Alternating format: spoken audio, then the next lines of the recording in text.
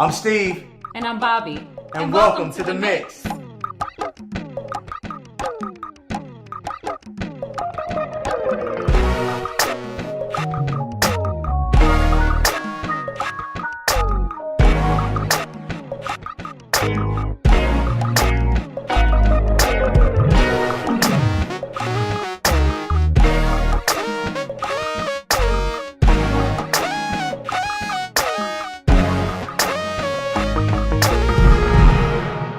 Thank you guys again for joining us. I really appreciate it. Man, you know, we got a great show for everybody tonight, right? Listen, we're going to be talking about a issue that is very sensitive to people. I mean, this one cuts deep. This one hurts. And a lot of people don't like talking about this, right? I don't. You know what we're going to talk about? We're going to talk about the Purge. All right? So, Bobby, real quick, tell us, what is the Purge? You know what? You already know what the Purge is. And if you're watching today and you've been married for at least 6 months, you know what the Purge is. You may not realize you know it, but you may just now be stepping into that territory where you're experiencing the Purge. The Purge is basically that process in your marriage where you have to let go of some of your friends. Hold on, wait a minute. Stop right there. So you mean to tell me, you said, okay, so the Purge is letting go some of your friends, like some of your friends that have... Pruning your relationships. Okay, Yeah. Go like some of the people that have been in your wedding party? Absolutely. You know what? That's a very, very good point, because your wedding party is comprised of those people that are closest to you. Those people that spend your day in and day out with you. They know you. They are what we like to call our day ones, our ride or dies. You know what I mean? Those are our real friends that know us the best. We don't even consider them as friends. We consider them as family. As family. So yeah, absolutely. Some of those people that are part of your wedding party that were there when you said your I do's, they're going to have to go. Well, okay, so you're saying some of them are going to have to go, but some of the relationships that you have in your life are going to have to be, what, redefined? Absolutely. And that's very key, because, you know, the thing is, you do value those relationships with the people that you have been with. Some of them, you know, started kindergarten with you, and some of them have grown up with you, and they've been there forever, and they know you, and you don't want to just go cutting everybody out of your life. Some of those people will be able to, you know, they'll be able to adjust with you. And that's key. Go ahead. No, I'm just saying, so sometimes, you know, redefining those relationships are very important. And I mean, the purpose of the Purge is, you know, here's the deal. When you're going from a single person to a married person, there's a transformation that's happening. That's true. It's exciting. It's something brand new. You were once this caterpillar.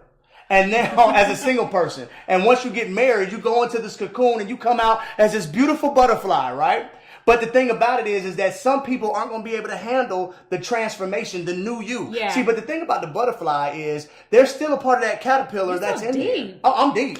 I'm preaching. Yeah, okay, go ahead, please. Okay, because I'm going somewhere with this, right? I mean, there's still a part of you that is the butterfly and the caterpillar at the same time. Yeah. But people aren't going to be able to handle that transformation. People are going to still think that I'm still the same Steve-O and you're still the same OG Bobby Johnson, and they're not going to be able to handle who the new you is. Well, you know what? Let's put it in simpler terms. All right. Let's put it in simpler terms. You know, the thing is, when you are single, you're single-minded.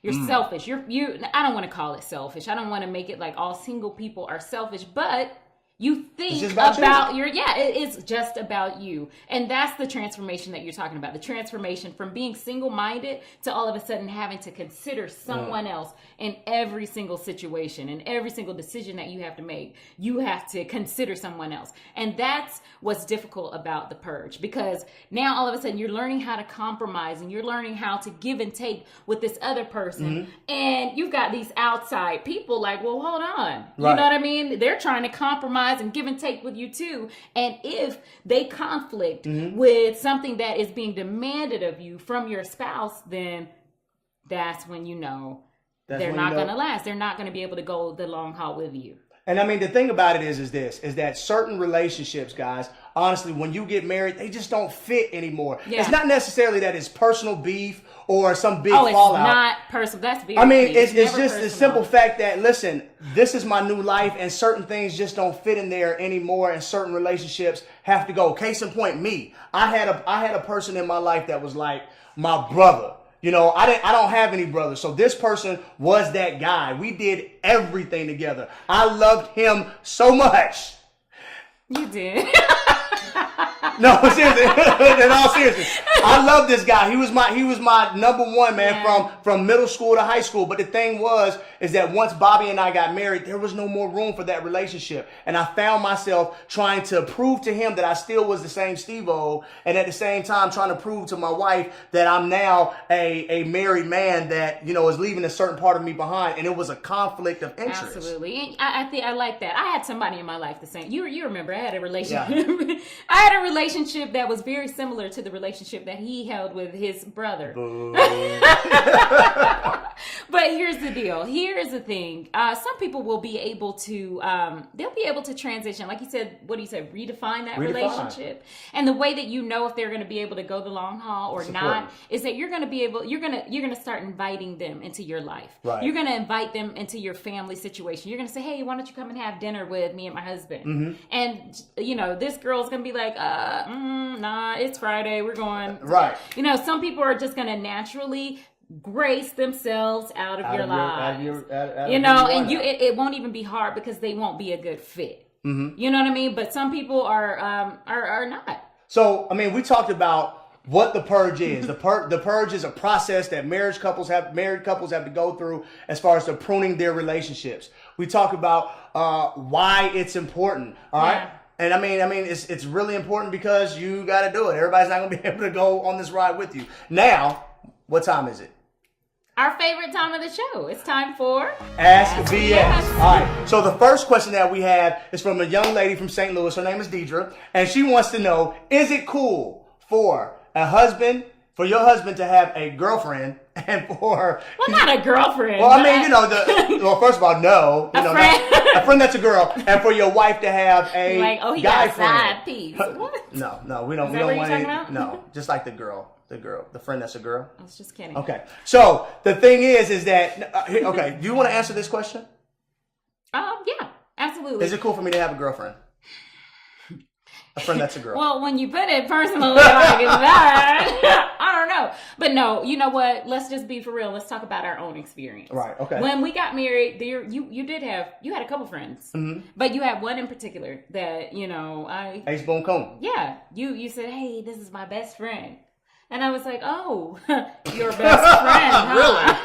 Let's try that out. And you know what? And I think that the way that she was introduced was just hard for me because I'm coming into the marriage and I'm thinking like, okay, I'm marrying my best friend. Like we all want to marry our best friend.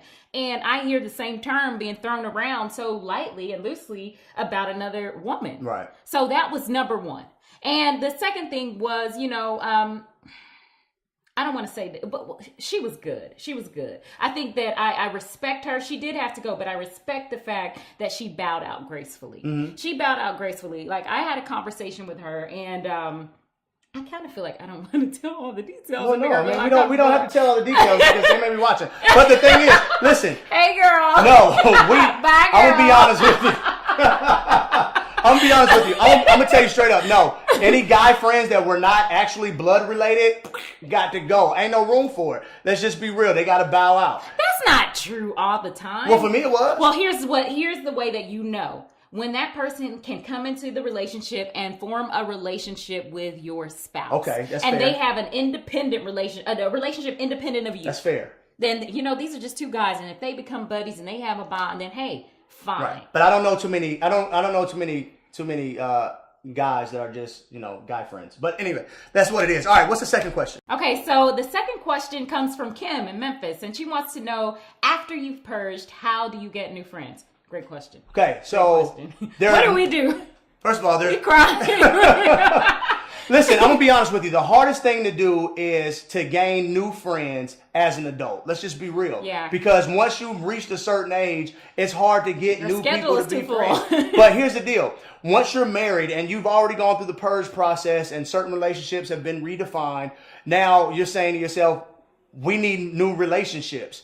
How do we gain those new relationships? Well, this is what you do. You and your wife do things together socially, and you be intentional about meeting people. Go out to certain places. When you see a fly-looking couple that looks like you, introduce yourself. Fly-looking couple. I mean, whatever, You're like, so now we're out. combing the streets for fly people? Yeah, I mean, we're You're like, stalking. oh, they're cute. Yeah. That's what you Is have that to do. the criteria? That is what you Seriously? got to do. You got to find new people that kind of resemble what you Listen. look like. The thing is, you'll find like-minded people by Like-minded like-minded That's people what I meant.